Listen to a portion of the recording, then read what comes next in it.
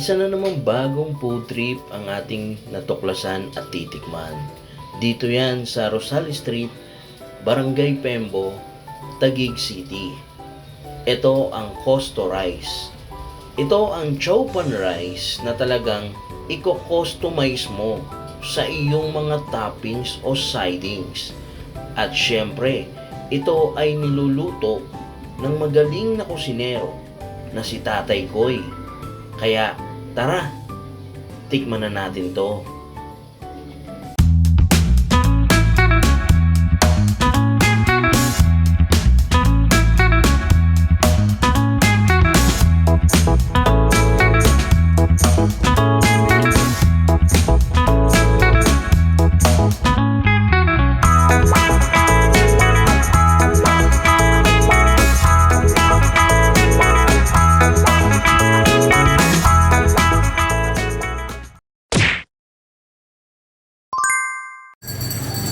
Alright, as you can see guys, we are here at Chow Pan Fried Rice.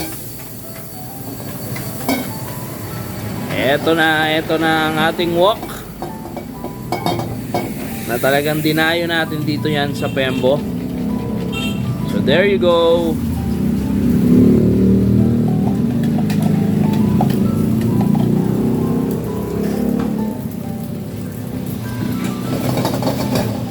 Dito lang yan sa Walk with Koy, and as usual ang ating dakilang kusinero na si Tatay Koy.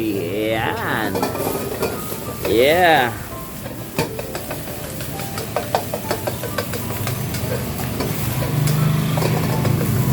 So now he is frying the egg sa kanyang wok. Ito yung paggawa ng kanyang chow pan rice.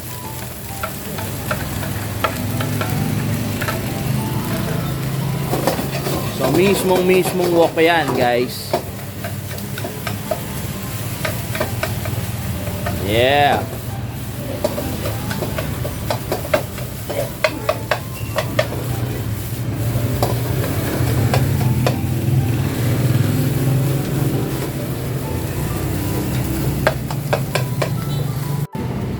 Alright, ilagyan ng mantika guys. Si Tatay Koy matagal na nagluluto, and itong chow pan rice in flaming wok niya is kabubukas lang, wala pang 1 month. So nung nagpunta kami dito ni Jing, talagang actually second time na namin to. So nung nagpunta kami, natuklasan namin to ni Jing na talagang nako guys, napakasarap nung kanyang chow pan rice.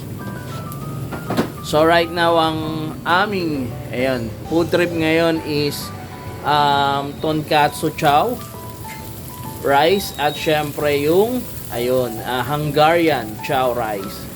Ayan, ito yung vegetable niya, kangkong vegetable na ihalo doon sa gagawing fried rice.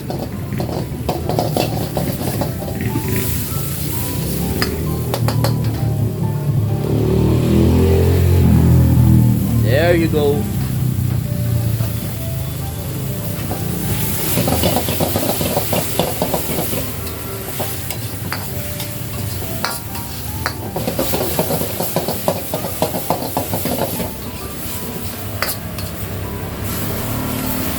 Wow, that's nice.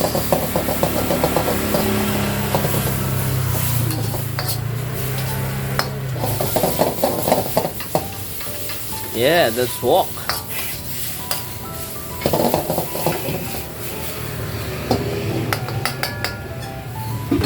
Mismong si Tatay Koy ang nagluluto dito, na talaga namang masarap magluto si Tatay Koy.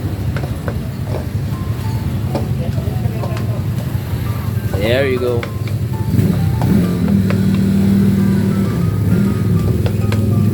Mamaya makakausap natin si Tatay Koy. Makakakwentuhan natin siya after natin mag food trip dito.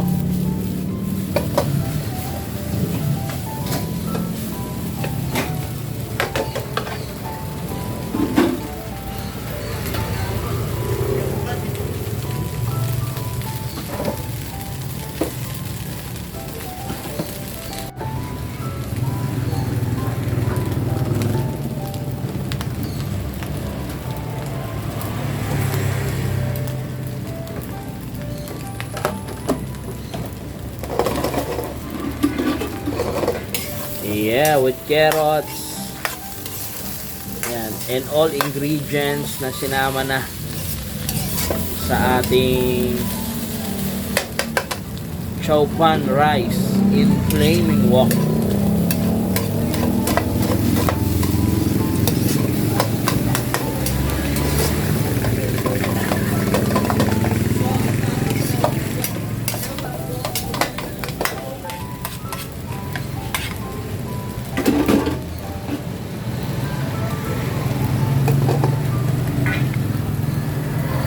Ayan, syempre yung mga pampalasa.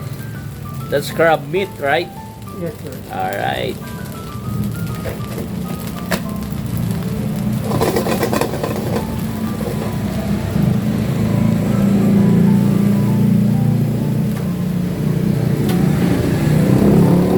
Maraming variety dito ng mga sidings o yung mga toppings ng kanilang chow pan rice. So, meron silang shark fin dumpling chow rice, longganisa chow rice, and yung ham and egg. And then, syempre, yung tonkatsu na in-order ni Jing. Yan, meron dyan. Siomai chow rice. Yan, meron ding siomai. And then, yung last time na in-order namin dito, yung tapa. Oo. Kaya, yun. So guys, ito magpo-food trip na kami and okay na siya. Kaya tara, samahan nyo kami. Okay, at makakausap natin ngayon si Tatay Boy. Siya mismo ang nag-invento o nag-create nitong mga dishes na to na meron sila ngayon. Alright, Tatay Boy, kamusta po? Alright. So, Tay, kwentuhan nyo naman kami dito. Paano nyo naisip na na buuin tong store nyo o itong kainan nyo? Nabuo ko itong kainan na to. Yung dahilan din sa ating family. Okay. Sabi nila, mga ganito. Luto, marunong.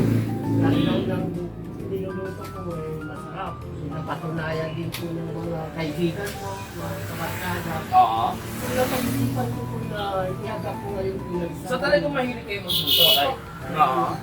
Nag-adapt ko po ngayon yung ating karunungan Oo. sa munting business na to. Kaya, Yun, no? sinubukan ko po kasi wala pa po kami isang buwan. Bagong-bago. Nagustuhan naman po ng mga dumadaan dito at mga bumibili talaga ng papalit-palit. Ayun. At, Tay, paano ko naisipang bakit sa wok ka magluto, tapos bakit chow pan rice? Ito, flaming wok yung ginagamit mo. Naisipan ko po siya na gawin na chow pan rice. Kasi po, sa ating ginawang chow pan, nandyan na po lahat ng lasa po eh. Hindi mo na kailangan ng ulam. Kumbaga, lahat ng ingredients na malasa. Nandiyan na. So, lalo na sa atin, mga Pilipino, talagang rice tayo sa food eh. So, talagang napaka-importante sa atin ng rice. And, ano ba yung talagang pinipilahan o binabalik-balikan dito sa Wok with Koy, Tay? Yung chow pan rice ko po talaga. Yung chow pan rice talagang pila. Tapos yun, nag-on na lang po sila ng mga siomai, Siomai, dumplings, and then, eto yung yung mga ganyan, Hungarian, tonkatsu.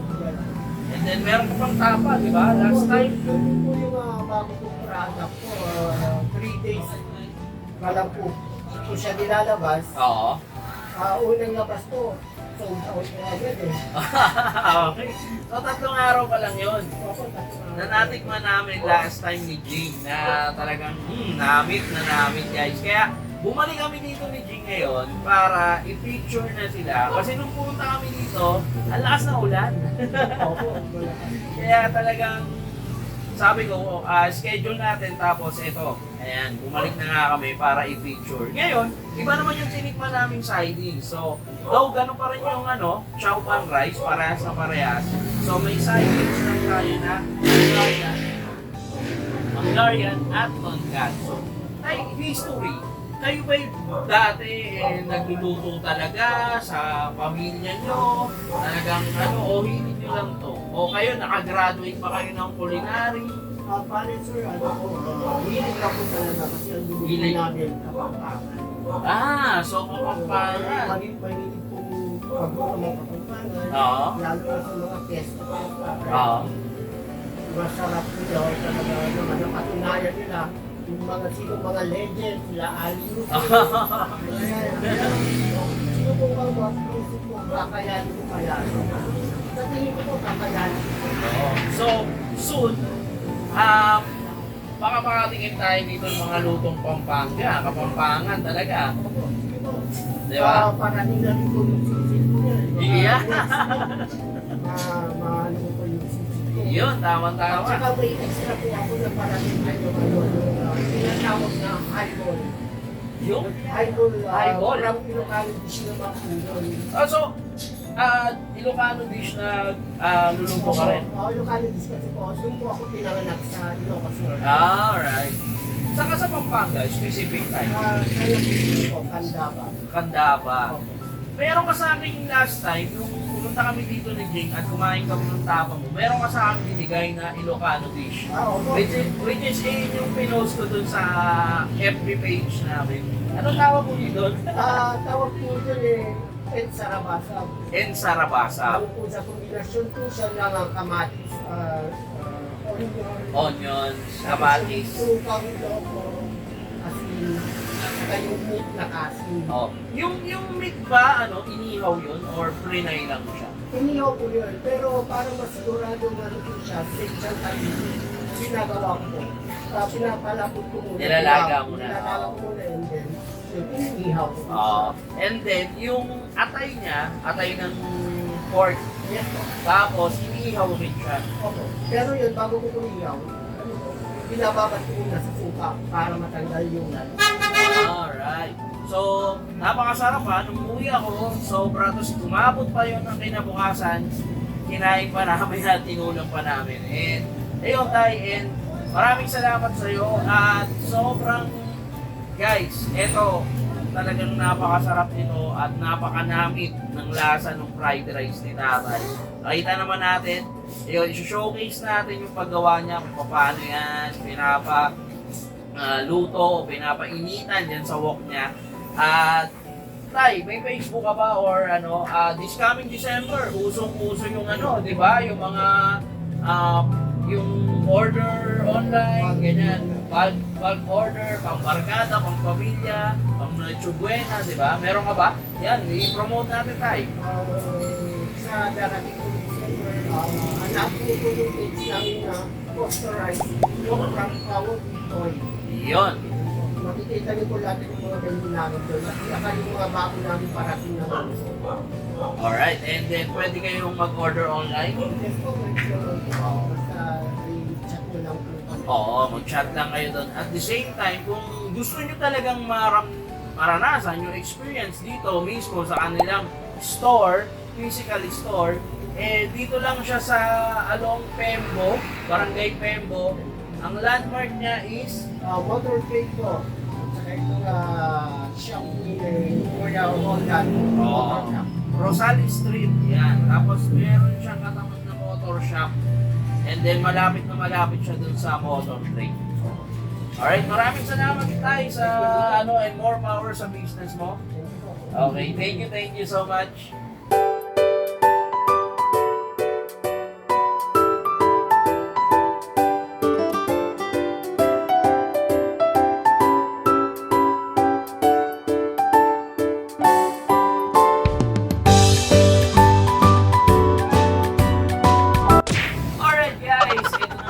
Para sa tikiman portion. Ito na, titikman na natin. So, natikman na namin yung kanyang chow pan na rice. Oo. Yung tapa niya, di ba? Oo, na may chow pan rice. Ngayon, ito yung sa akin yung Hungarian. Yan, makikita nyo. Malaki yung kanilang hotdog. And then, pwede nga mag-special request kung well done yung egg. Like ako, paborito ko, medyo malutong-lutong. Ito. And ito naman yung kay Jake. Yes. Ito naman, yung sa akin is tonkatsu, chow fan, and then meron ako Sunny side up. sunny side up Na egg. favorite na lahat. Alright. So, kukuha muna ako ng ketchup and then tikman na natin ito. Tara. Alright. So, yan. Lagay ko muna yung ketchup dito. Alright. Okay. And then, kuha muna ako ng kaprasong Hungarian. Nakita nyo yung rice, oh. Ang daming sahog. May carrots, kangkong, and then yung iba pang sahog na talagang napakanami. So, ito, itap ko lang yan. Alright. First bite. First bite. First bite. Alright. Cheers! Mm.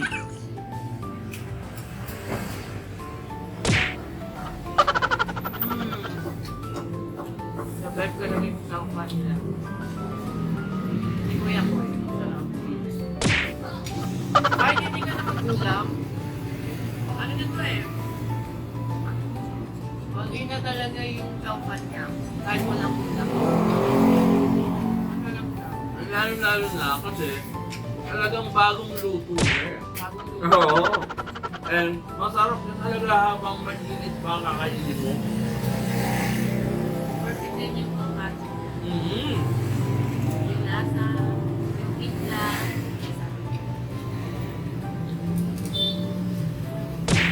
Sarap talaga yung rice. Malasang malasa. Saktong-sakto yung side dish, di ba? So, ito parang, more than silog. Or than six. Kasi, iba yung sinunod niya eh. Talagang chow pan rice to eh, di ba? Malasang malasa. Tikman nga natin yung tonkatsu na yan. Guys, ito. Wow! May special sauce pa sila dito sa tonkatsu na to. Perfect yung lasa, hindi maalat. And bagong-bago yung ingredient. Yung pork, bagong-bago. So, sa lahat ng taga-Makati, Makati na ba? Tagig. Hindi, daging na. Daging na to.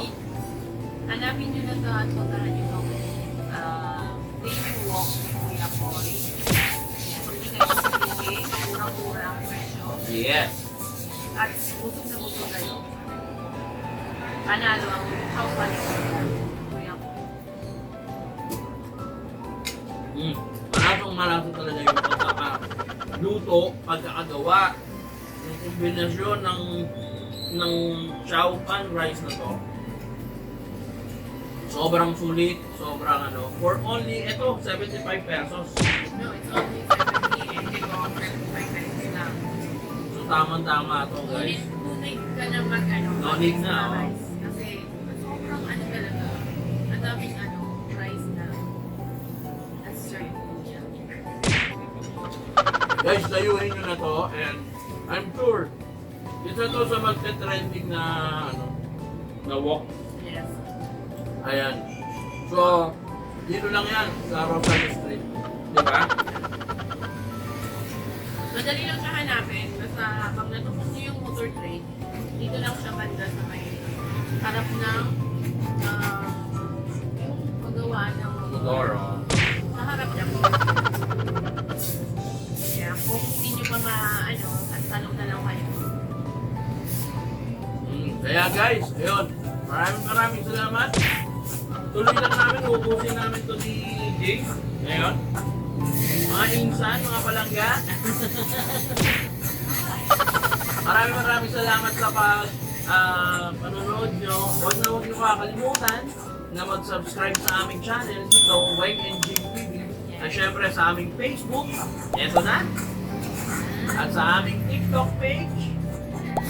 Ayan, i-subscribe nyo, i-like nyo, at syempre, i-share nyo rin yung mga videos namin. And dito, kung talagang nasarapan kayo or any information na gusto nyong malaman, i-comment nyo lang down below. Ayun. Maraming salamat. Patuloy kaming tutuklas at maghahanap ng mga na food trip. Bye-bye!